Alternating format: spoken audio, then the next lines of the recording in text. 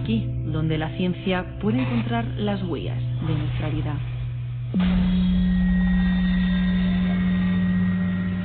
Una vida que a veces esconde secretos y deja un rastro de pistas falsas.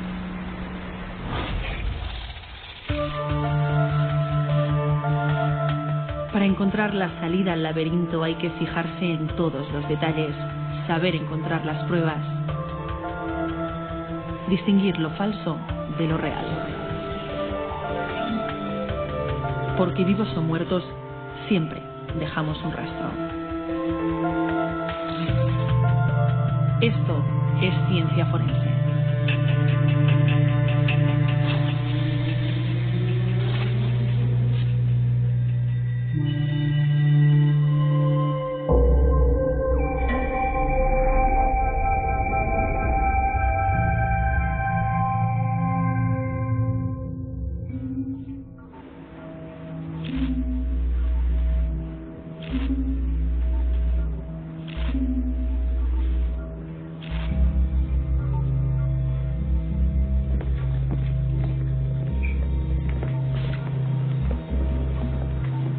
Cuando un asesino convive con nosotros, ¿cómo distinguirle?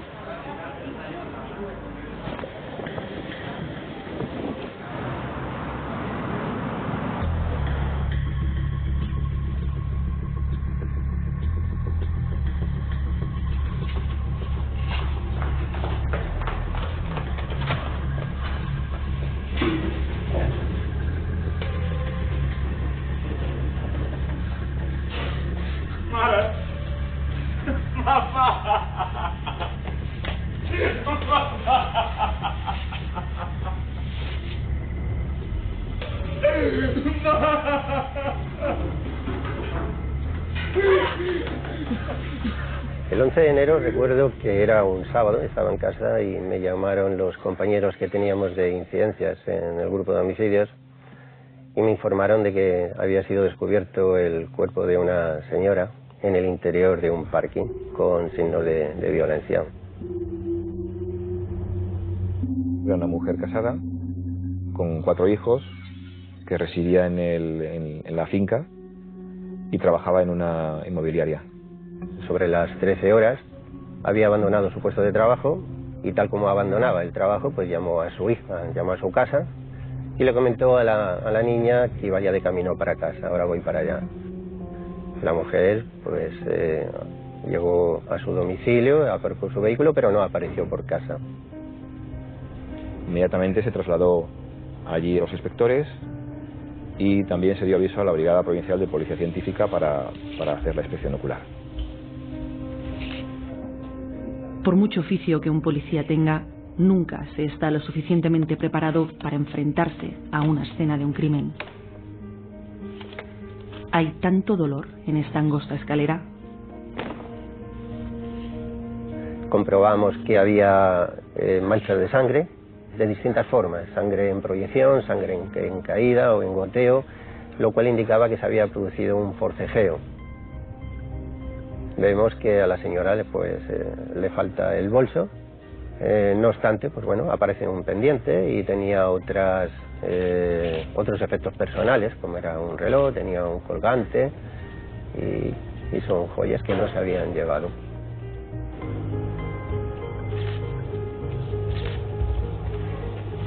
Aparecen huellas de pisadas de un tipo de calzado deportivo, o sea, una bamba, alguna zapatilla de este tipo, ¿no? Aparecen colillas.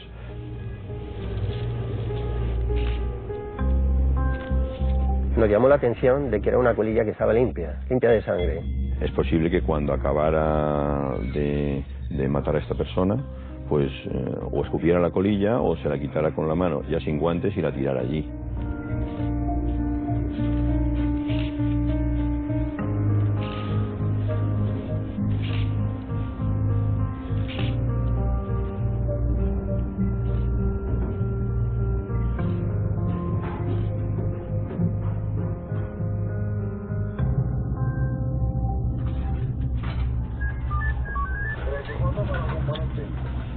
Un objetivo fácil. Mujer sola en un parking oscuro. Cualquier otra persona podría haber estado en su lugar.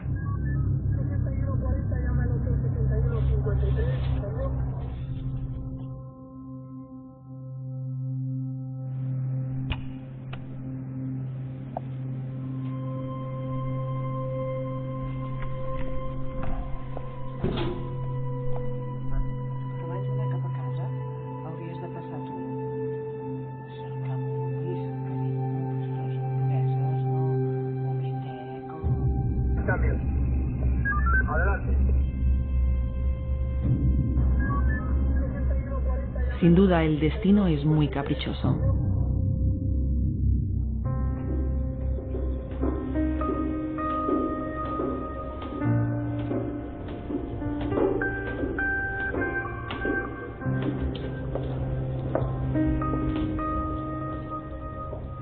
El estudio de la escena del crimen es fundamental para un criminólogo. Hay que tomar muestras de todas las evidencias físicas, averiguar el tipo de arma usada. En este caso se han usado dos, cuchillo y martillo. Tal vez sean demasiadas para un simple bolso. Es cierto que hay un exceso de violencia y eso te da un cierto aviso. Pero bueno, también podría cuadrar con el robo.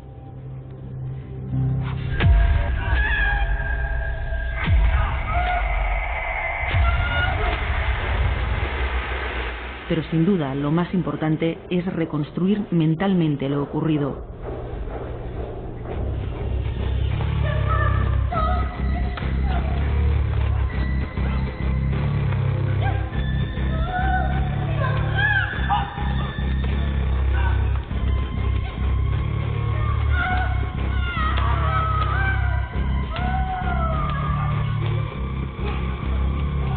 La primera escena del crimen sirve para la captura.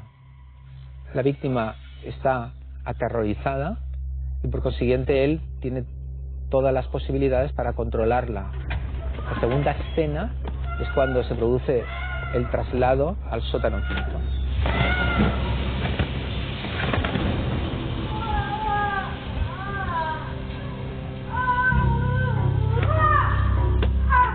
Y se produce un asesinato terrible. Durante mucho tiempo se produce pues lo que podremos denominar una percusión continua sobre la cabeza con la ayuda del martillo.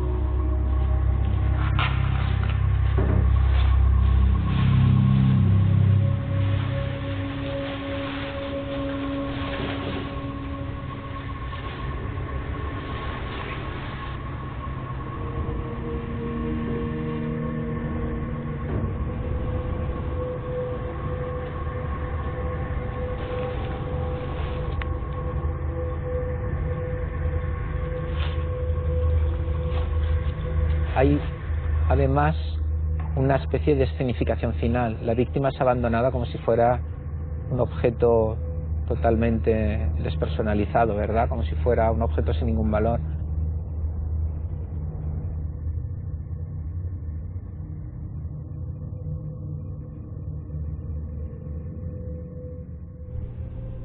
Hay algo extraño en este parking, una atmósfera de miedo y secretos.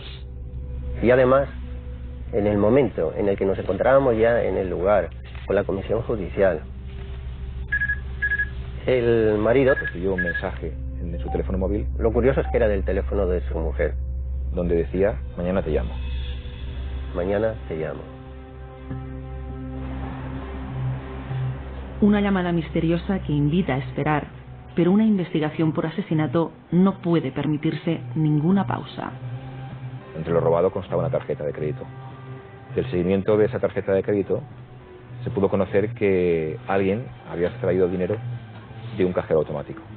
En un cajero de la calle Balmes, en el 350, cerca del metro de Padua. Pero tuvieron que utilizar el PIN. Suponemos que el número secreto, el PIN, lo consiguió bajo amenaza, bajo coacción, o la víctima podía tenerlo apuntado.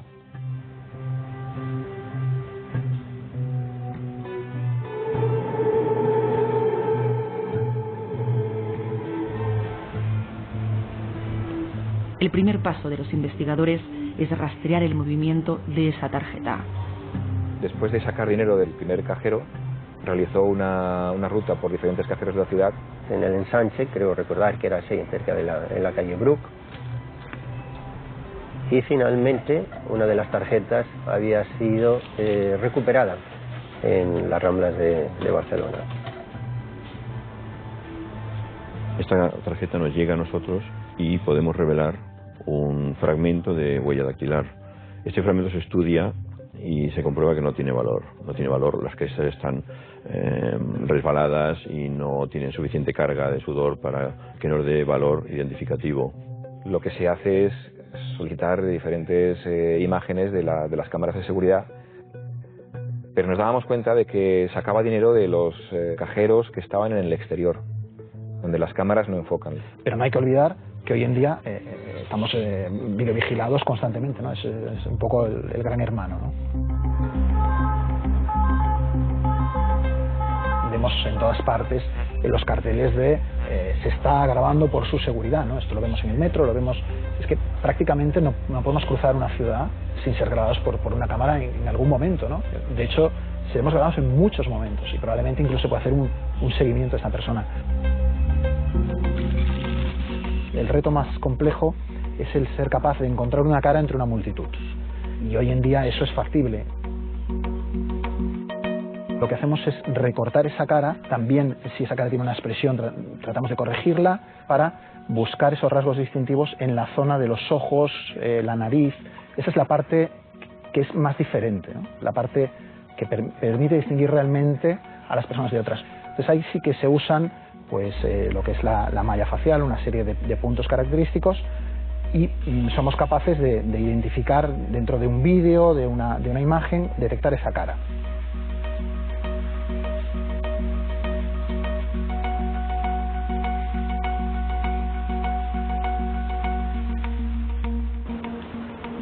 Empezamos a recabar diferentes imágenes de distintos comercios y entonces una vez que las visualizamos recuperamos un fotograma de un banco que estaba próximo a donde lo había empleado en la calle Bruc, donde nos aparecía una persona muy difuminada, no valía para identificación.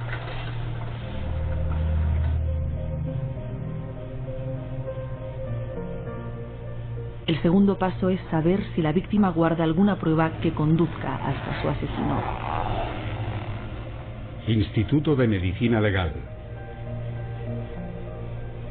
Un cadáver te dice cosas. No solo te dice por qué ha muerto, te dice cuánto tiempo ha tardado en morir, te dice si luchó, te dice qué tipo de lucha hubo, qué tipo de instrumento fue con el que le mataron. Por lo tanto, los cadáveres siempre dicen cosas. Lamentablemente no dicen el nombre del asesino. Ni puede decir su nombre, ni tampoco ofrecer ningún indicio que le delate. Bastante tuvo con defenderse.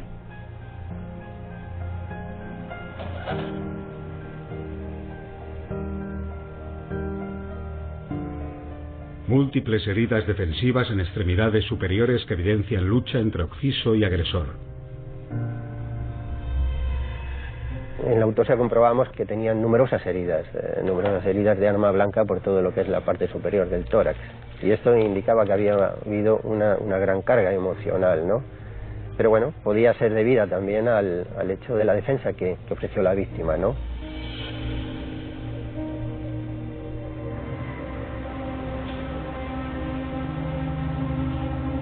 Se habló con los vecinos, los propietarios de las plazas de parking. Y ver si nos podían facilitar alguna información, si habían tenido alguna incidencia.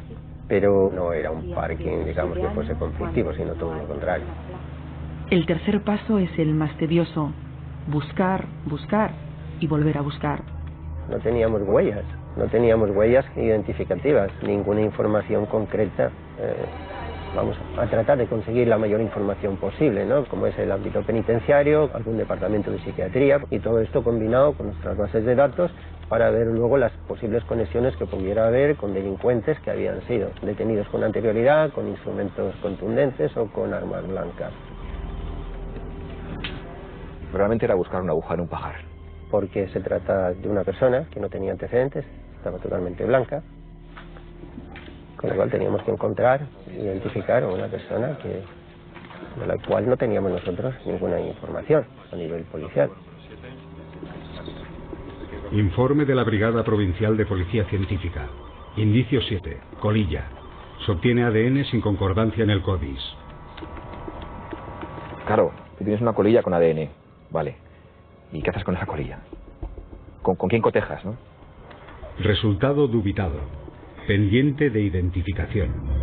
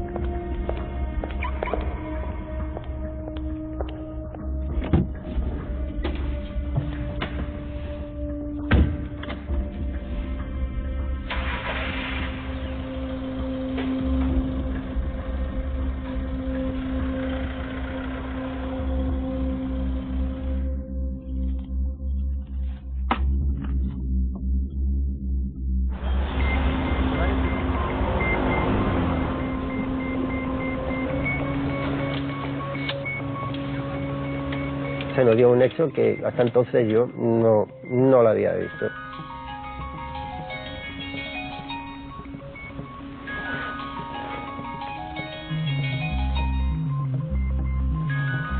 La anunciada llamada misteriosa altera toda la investigación. ¿Sí? El marido empieza a recibir llamadas de extorsión. Sí. El autor le exige una cantidad de dinero para darle información. Y tenemos que montar un equipo paralelo dirigido exclusivamente al tema de la extorsión. Las llamadas comprobamos que se las realizan de diferentes cabinas telefónicas.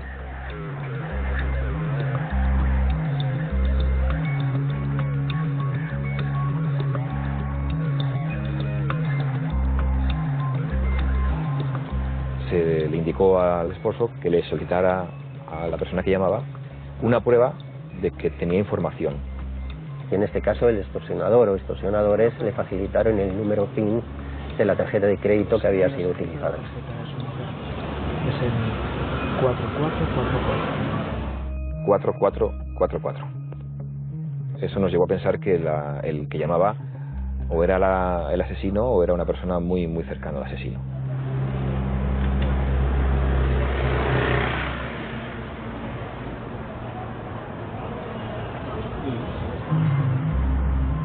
Le citó en diferentes lugares públicos de la ciudad, en paradas de metro, en centros comerciales. Hasta que concretamente le llaman y le dicen que tiene que depositar el dinero en un determinado lugar. Le exigió 2.000 euros y que los depositara en un bar, en un sitio concreto, en el aseo y detrás de la escobilla del váter. Es un lugar que tenía que ser sobradamente conocido por por los extorsionadores. También le dijo que le dejaría la información en una cabina de una calle determinada. Cuando fuimos a la cabina, en la cabina no había ningún tipo de información y se le indicó al marido que no dejara ningún dinero. Era una única persona la que se había puesto en contacto con el marido. De toda la población de Barcelona, al final hay que llegar a una única persona, y al principio es inmenso. Tienes una voz. Por cómo se expresa, era una persona de relativa cultura, que hablaba en castellano y en catalán, y que era una persona relativamente instruida también, y que no era vulgar. Es un hombre.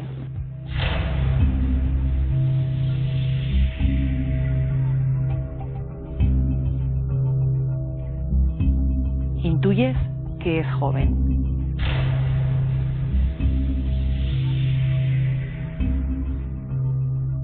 De momento sabemos que es un varón y que es español. Ya podemos limitar algo. Poco, pero algo. Y también sabes que aún te queda mucho para llegar hasta él.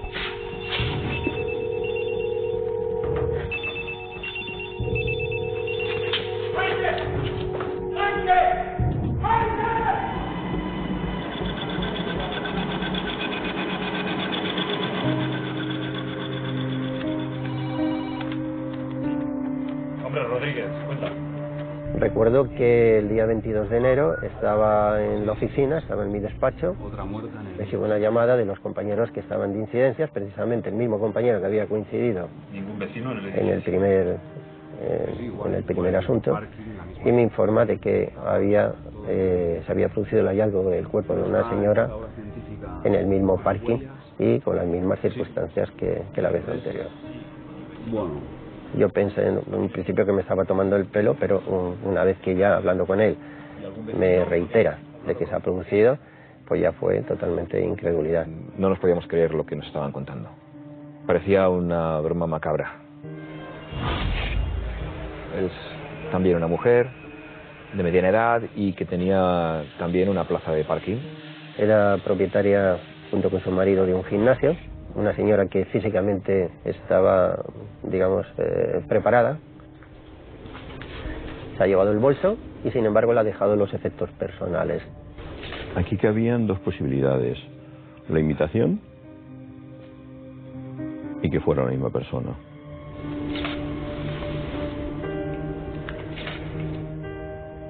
Después de examinar detenidamente las dos inspecciones oculares, ver cómo aparecen las víctimas, ¿no?, ya nos decantamos más por determinar que ha sido la misma persona. Sobre todo porque el arma que emplea, el arma contundente, es de las mismas características. En esta segunda víctima había más violencia si cabe. Estábamos ante probablemente un psicópata que había matado 2 veces y que probablemente podía volver a actuar.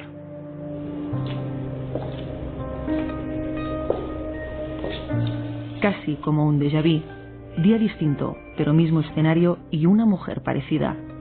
¿Este crimen es la consecuencia de un error anterior o es que el asesino busca otra cosa de sus víctimas? Es una fantasía que exige una victimología muy restringida, muy precisa. Era una mujer de estatus burgués que representaba la plenitud de la vida, que había triunfado, en el sentido que pudiera pensar el asesino, que implica triunfar, como vivir en esa situación socioeconómica. Es una ira hacia esas mujeres, una ira hacia esa vida que no le ha correspondido. Y ese es el mensaje final, ¿no? Sois basura y este es el trato que os merecéis.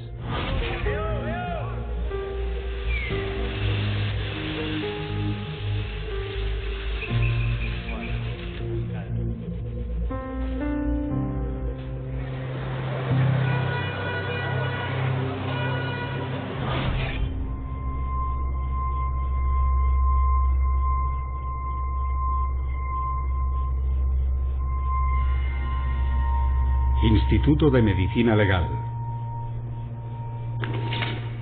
La segunda víctima probablemente, por el miedo que existía de la anterior, entró en pánico y fue fácilmente doblegada.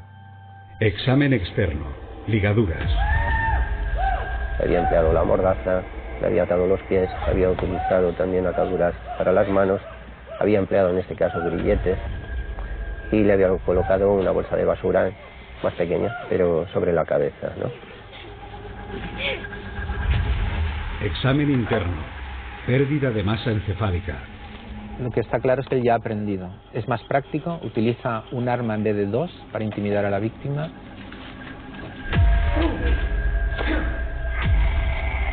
Como las lesiones las produce a través de la bolsa de plástico que tenía en la cabeza, queda tatuada perfectamente la forma del elemento que ha utilizado.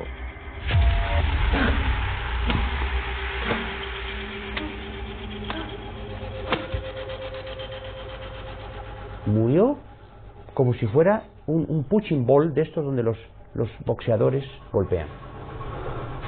Dictamen. Politraumatismo craneal incompatible con la vida.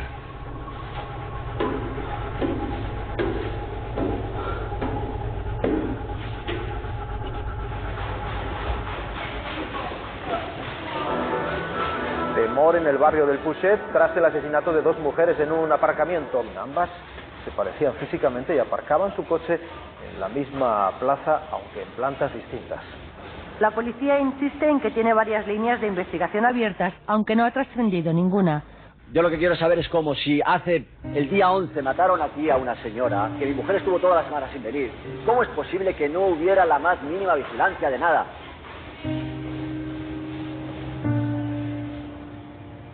No solo hay que atrapar al asesino del parking del Puget, ahora además hay que batirse contra otro enemigo, el miedo.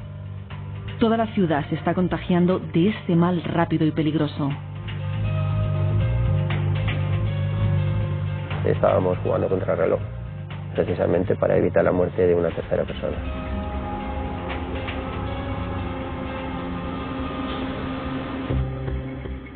Volver a los interrogatorios, volver a revisar todos los pasos anteriores. En alguna parte ha tenido que dejar su rastro. La presión mediática era importante, el ciudadano quería una respuesta inmediata, quería saber qué pasaba allí. Se había generado una crisis de pánico en todo el vecindario, especialmente en el mismo bloque. Sí que es verdad, pero tiene razón con lo de la puerta azul, de las puertas son de la puerta. Hay que pensar que el asesino está conviviendo contigo. La gente decía, bueno, es que a lo mejor lo saludo, a lo mejor compro algo y esa persona está a mi lado. Hombre, entraban llamadas por la sala de personas que habían visto sospechosos en todos los sitios, en toda España. Fueron días de muchísima tensión y de muchísimo trabajo. Y cada día había una reunión de los distintos jefes de brigadas y con el jefe del grupo de homicidios. Ahora sí que estamos en un auténtico problema, porque a partir de aquí, ¿qué vamos a hacer para parar a esta persona, dado que teníamos prácticamente claro que lo iba a repetir.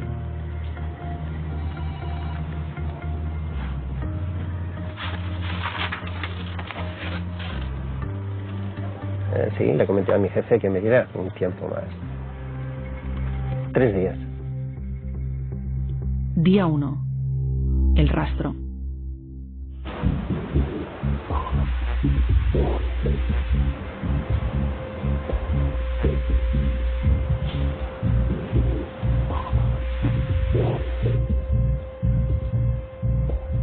Como en el primer caso había empleado las tarjetas, comprobamos que en este segundo caso también las había empleado. En una entidad bancaria que constaba de 2 cajeros externos, al intentar sacar de uno de ellos, no pudo. Y fue al siguiente cajero. Al pasar al siguiente cajero, tuvo que cruzar por justo enfrente de la cámara de seguridad que enfocaba la puerta de la entidad bancaria.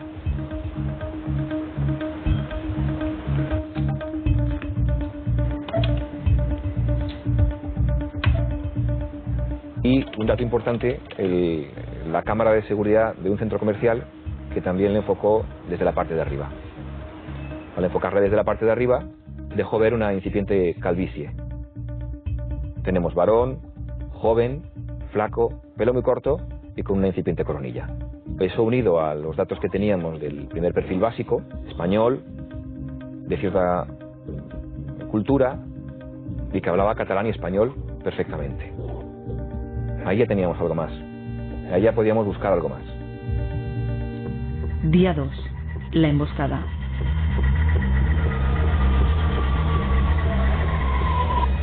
Entre las diferentes gestiones de investigación había que determinar cómo había ido de la zona del hecho a la zona del banco. Y existían varias posibilidades. Una de las opciones fue que en la zona del hecho había una parada de los ferrocarriles de la Generalitat. Se solicitaron las cámaras de vigilancia y se visionaron las imágenes. Solamente de la estación de Padua había más de 300 horas para visualizar.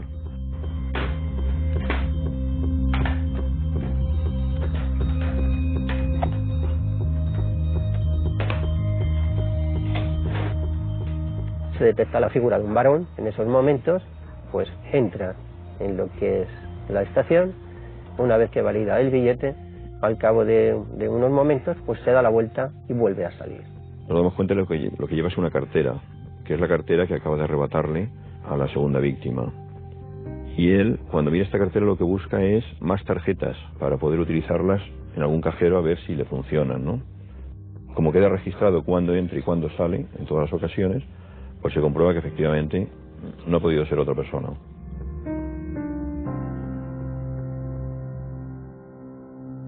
Día 3. La caza.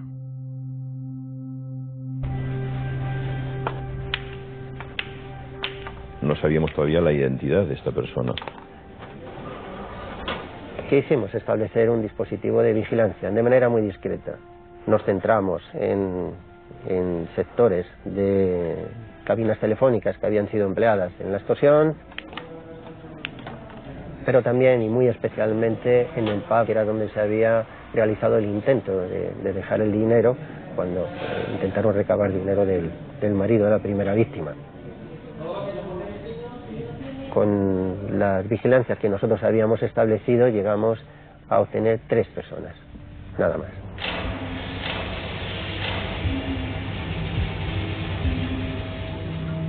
A estas alturas, 3 siguen siendo demasiados. El tiempo se agota.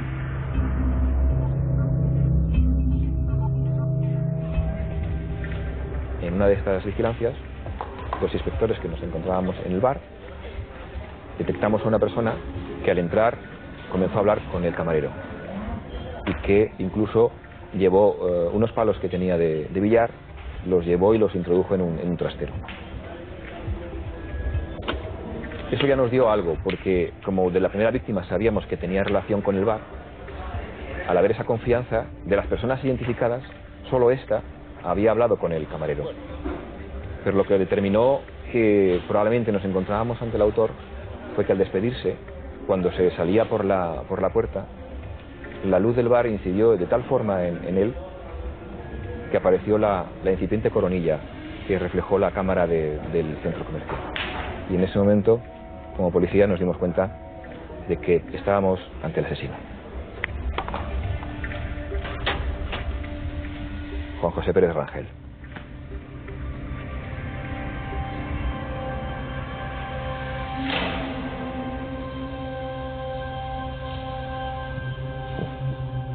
Fue como 200, el corazón a 200 por hora, ¿no?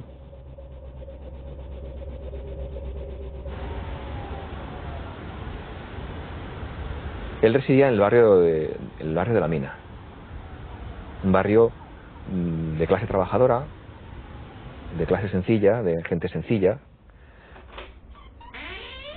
Era una persona que tenía deudas, cerca de unos 10.000 euros, llevaba acumulados de deuda, tenía un trabajo, o había tenido un trabajo en una empresa de hilados fuera de Barcelona, y que se había despedido voluntariamente sin dar ningún tipo de justificación precisamente el día 8, es decir, 3 días antes, digamos, de que se cometiera el día 11 el primer homicidio. Quisimos saber cuál era su relación con el parking y por qué una persona o esta persona había actuado desplazándose desde el barrio de La Mina hasta el barrio del Putxet, un barrio de clase media alta.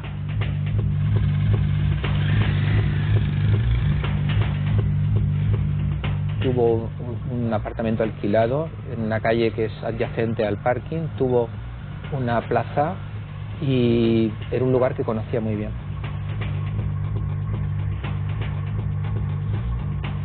Precisamente había alquilado una plaza para una moto un año antes, con la cual había realizado el contrato, le habían dado las llaves y demás de las puertas que permitían acceso.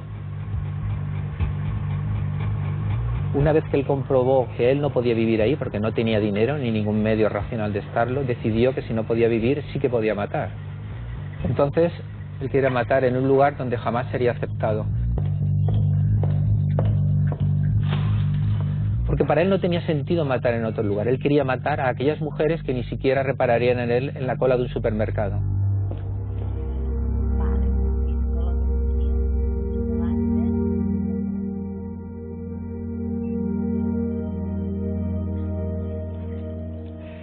Hola, soy Juan José, tengo 24 años, soltero, sin hijos, contable de una empresa textil, enamorado de los deportes, no fumo ni bebo. Soy respetuoso, sensible, afectuoso, puntual y hogareño. Quiero conocer a una chica que no sea conformista, que sea inteligente, sensual y, bueno, sobre todo que le gusten los animales y patinar sobre hielo.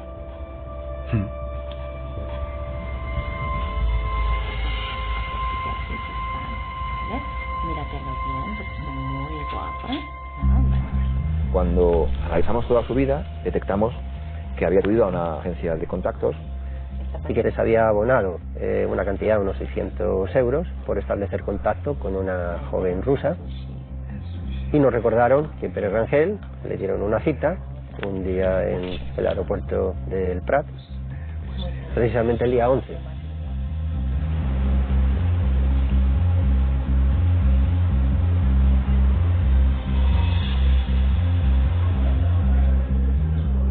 Cuando se tomó declaración a la encargada, nos dijo que en el contacto que tuvo con una de las chicas, después de la primera víctima, había llegado manchado de sangre. Y como justificación les dijo que había tenido un accidente con el coche y no le dieron mayor importancia. Pero bueno, nosotros sabíamos con anterioridad que no tenía carnet de conducir de vehículo.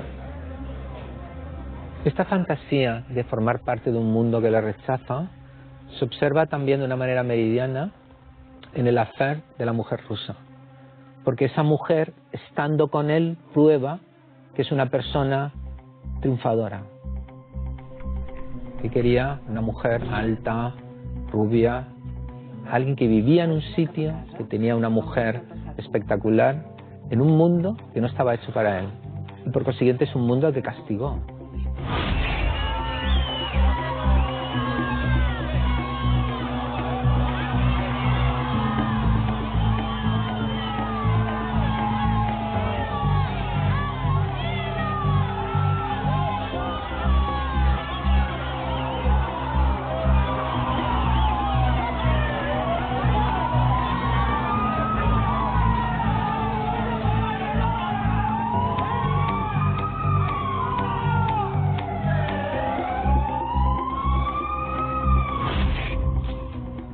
después de detener al autor de los homicidios, entonces sí que podemos hacer toda una serie de pruebas. A él se le obtiene material genético y se comprueba que la colilla que apareció en el primer cadáver pues era suya. Y esto es una identificación plena, esto es ciencia forense.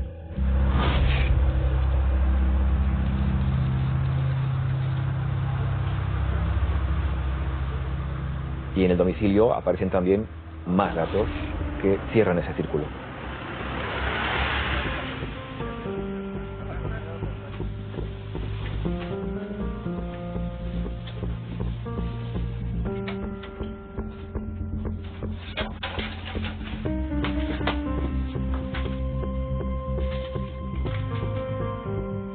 Concretamente, aparte de unas llaves de grilletes, aparecieron unas anotaciones que se comprobó que correspondían a vehículos que aparcaban en el parking del Puchet. Es decir, el autor había estado haciendo vigilancias en el parking.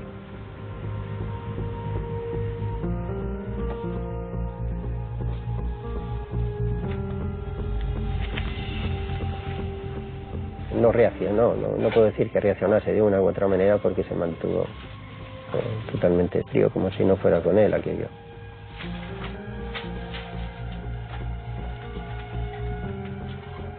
La habitación es absolutamente caótica. O sea, para poder entrar tenemos que desmontar la puerta porque no había forma ni siquiera de poderla abrir en su totalidad. Fíjate, me daba la idea de que fuera como la cueva que utilizan algunos animales en la que ellos se sienten protegidos y están allí, y es ahí donde hacen su vida más íntima, ¿no?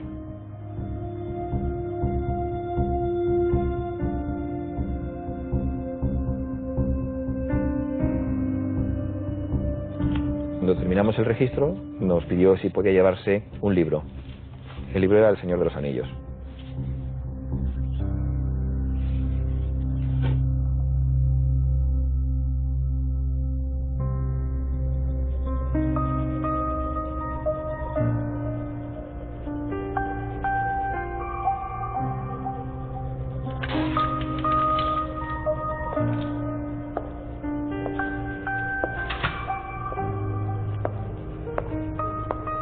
Tiene que pasar mucho tiempo para que las heridas cicatricen. Más de una década después, el parking del Puchet ha vuelto a ser uno de tantos garajes de Barcelona. Pero tras sus columnas sigue escondida la incógnita sobre el móvil de los asesinatos. Es importante saber el móvil. Es importante, a veces queda difuminado, a veces no está tan claro como un móvil simplemente económico o una venganza. A veces queda muy dentro de la persona, muy dentro de la mente de la persona, ese tipo de hechos. Y yo creo que este es uno de esos casos. No tuve ninguna respuesta, ni en un sentido ni en otro. Con lo cual, pues en principio, lo que estaba pasando por su mente no lo sé en esos momentos. Soy inocente.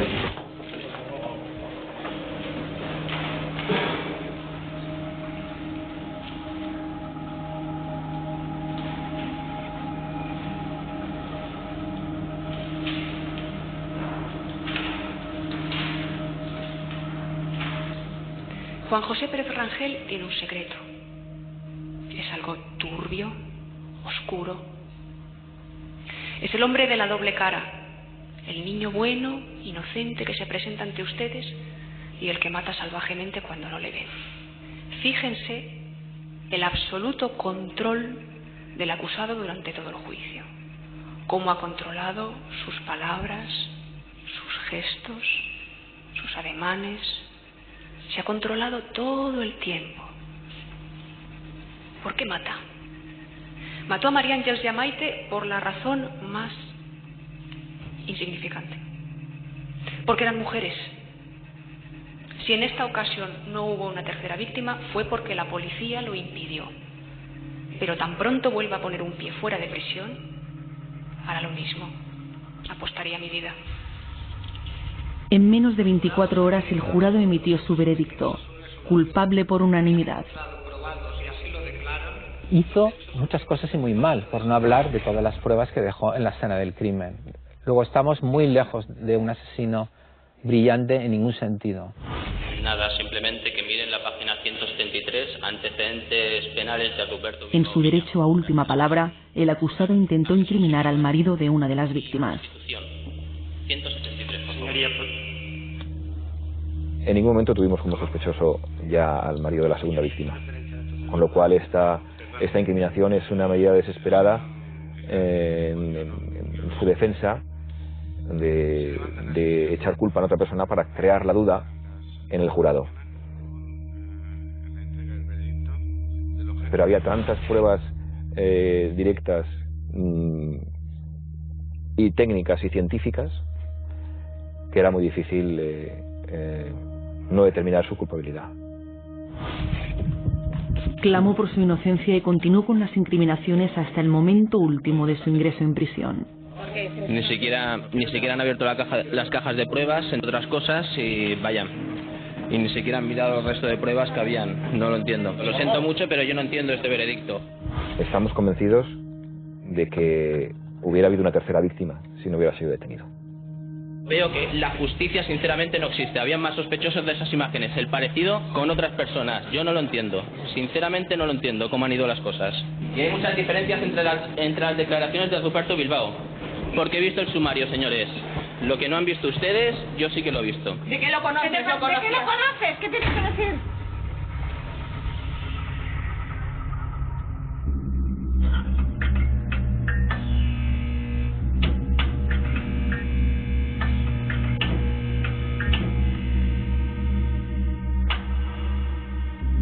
En 2004, Juan José Pérez Rangel fue condenado a 52 años de prisión por 2 delitos de asesinato con alevosía y ensañamiento de María Ángel Ribot y Maite de Diego. La sentencia fue ratificada por el Tribunal Supremo. Las armas de los asesinatos nunca fueron halladas.